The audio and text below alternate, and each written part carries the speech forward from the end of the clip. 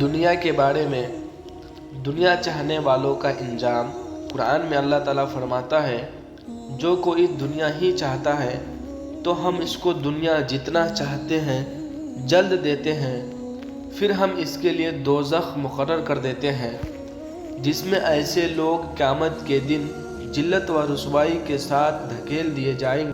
آخرت کے بارے میں قبر کا عذاب برحق ہے۔ رسول اللہ صلی اللہ تعالیٰ علیہ وسلم 2 قبروں کے قریب سے گزرے۔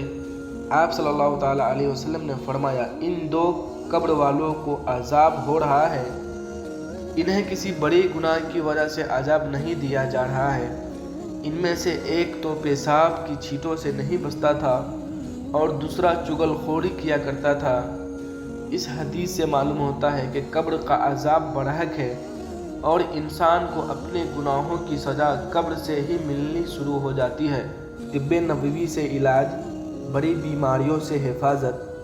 رسول اللہ صلی اللہ تعالیٰ علیہ وسلم نے ارشاد فرمایا، جو شخص ہر مہینے میں 3 دن صبح کے وقت شہد کو چاٹے گا تو اس کو کوئی بڑی بیماری نہیں ہوگی۔